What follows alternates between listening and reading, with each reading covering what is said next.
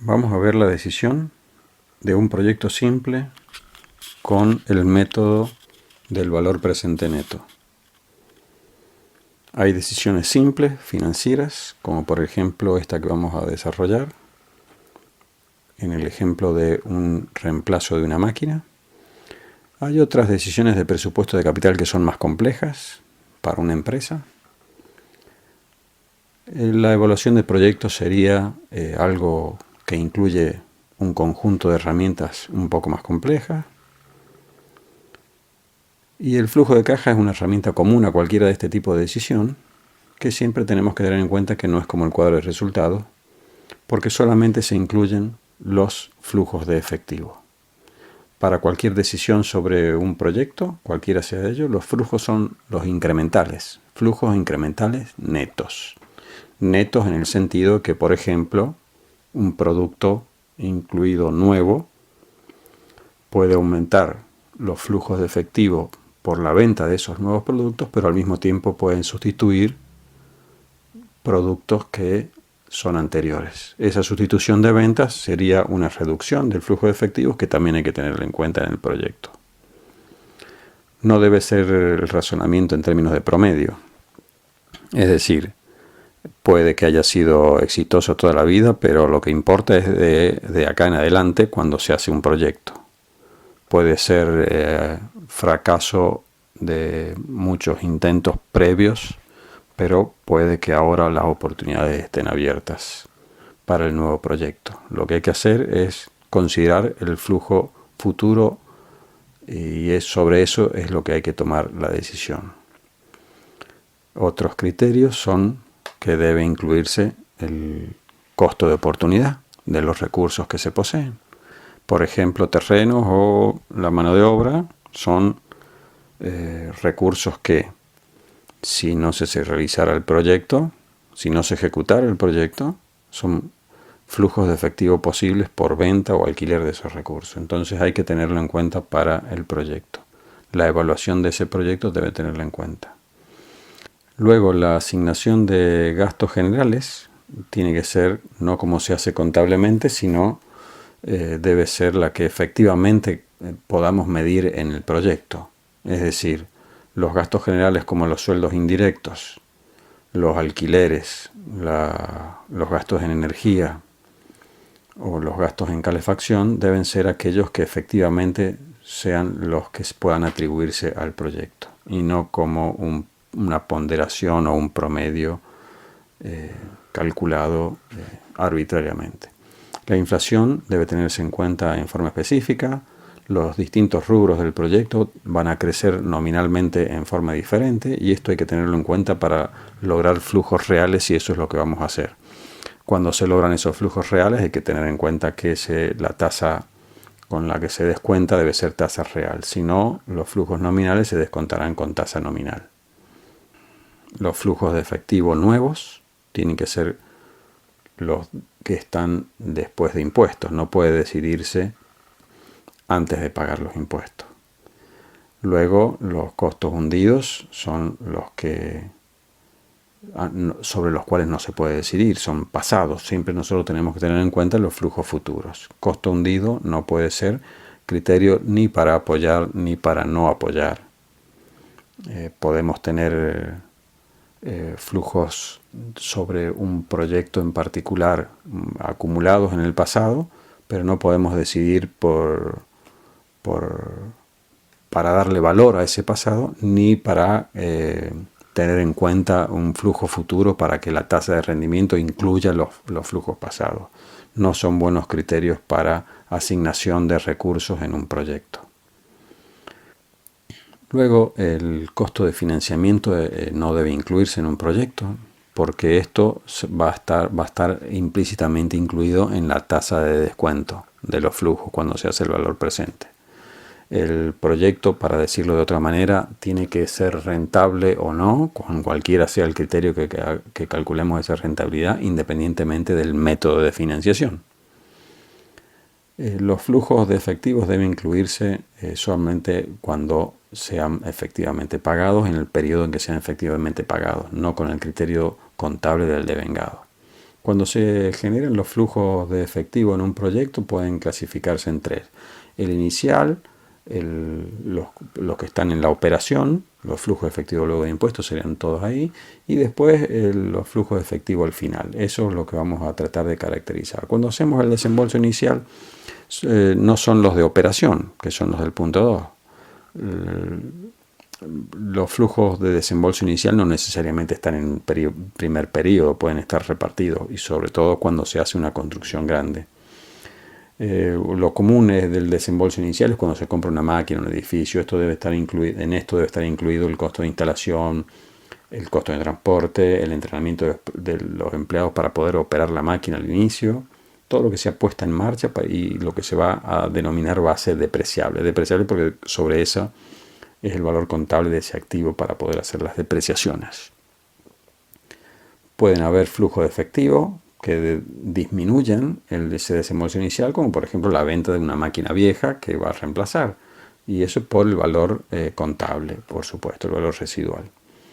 Si la máquina que compramos es más rápida, es obvio que el capital de trabajo que varía por esa nueva operación, supongamos esa máquina más rápida, ese capital de trabajo, esa variación del capital de trabajo va a ser parte del desembolso inicial. La venta de equipo, como por ejemplo esa venta de máquina vieja, si hay una variación respecto del valor libre al precio que se vende, va a tener una incidencia impositiva y es probable que que podamos venderla a un mayor precio del valor libre, entonces eso va a ser parte de un costo impositivo que va a ser parte de ese desembolso inicial. Ahí tenemos la fórmula que resumiría lo del desembolso inicial. Cuando tratamos los flujos de efectivo de operación, sería esto de los flujos de efectivo luego de impuestos, son aquellos que generan los ingresos adicionales, toda la variación de ingresos. Hay veces que, así como hacíamos el ejemplo de la sustitución en la venta de insumos, también puede hablarse de venta, por ejemplo, de una maquinaria que en un proyecto de venta de máquinas, pero se producen máquinas, pero quizás no sea tan efectivo en términos de rendimiento la venta de esa maquinaria, pero sí de los repuestos o de los insumos complementarios con lo que se usa esa máquina.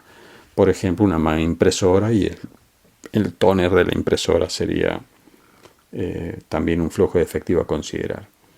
Hay ahorros en costos, por ejemplo, cuando se incluye esta máquina nueva del ejercicio que vamos a realizar, cuando se ahorra salario, mantenimiento, defectos, scrap, energía. Costos adicionales también en el mismo sentido que eso, pero al contrario, que lo anterior, pero al contrario, que sean costos adicionales que se incluyen por el nuevo proyecto. La inversión adicional en capital de trabajo también hay que tenerla en cuenta como flujo de efectivo cuando se incluye este nuevo proyecto. Esto tiene que ver con los activos corrientes y los pasivos corrientes. Esto generaría mayor capital de trabajo por la operación de este nuevo proyecto. Por ejemplo, si uno tiene perspectiva de mayor venta, es probable que haya que tener más capital de trabajo en inventario, en stock, para aprovisionar esas ventas futuras.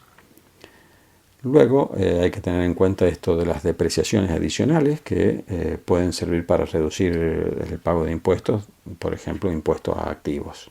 Eso también está dentro de las operaciones y no separado de aquellas que mencionamos en el desembolso inicial por la venta de la máquina vieja. Eso pertenecía al desembolso inicial. Aquí estamos hablando de las operaciones. Este sería más o menos una fórmula para tener en cuenta los flujos de efectivo de operaciones. Y ahora terminamos esto con el flujo de efectivo final, donde no se incluyen algunas cosas que son de operaciones, sino son todos flujos del final. También vamos a incluir los de operación que están en el final y el valor residual de la máquina, los impuestos que se asocian a ella, recupero del capital de trabajo y algunos otros costos del cierre que son propios de ese cierre. Ahora lo que vamos a hacer es considerar el ejercicio que hemos estado hablando, cuyos detalles se muestran en esta planilla de Excel, que es donde se va a desarrollar.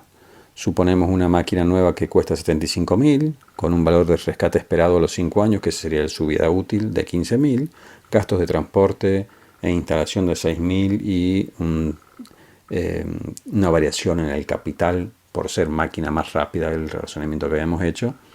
Vamos a tener una necesidad de capital de trabajo adicional de 3.000. Un costo de mantenimiento de 5.000 y los defectos que va a generar van a costar 2.000. Esto comparado con la máquina vieja que teníamos. Teníamos una máquina vieja que costaba 40.000 con una vida útil de 10 años.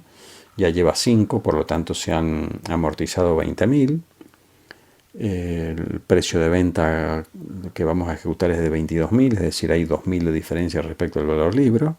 El mantenimiento de esa máquina era de 6.000 anual, con 4.000 de defectos que generaba como costo. Así que ahí vamos a tener en este caso una diferencia con la máquina nueva, una diferencia a favor, un ahorro. Esta máquina vieja operaba con un obrero con un salario de 29.000, cosa que también va a ser un ahorro porque la máquina nueva es automática. Otras consideraciones del proyecto son que tienen un costo de estudio previo de 5.000, pero no lo vamos a considerar porque sería un costo hundido, no hay una decisión posible para cambiar eso. Hay una deuda que se va a tomar al 10%, pero ya sabemos que todos estos intereses y esa deuda no influyen en el costo del proyecto. Y lo que sí es importante es el dato del 15%, que es la tasa requerida por el proyecto, con el cual se va a hacer el descuento, y la tasa impositiva marginal del 34%. Bueno, ahora estos datos los vamos a poner en la hoja de cálculo y vamos a llegar al flujo de caja.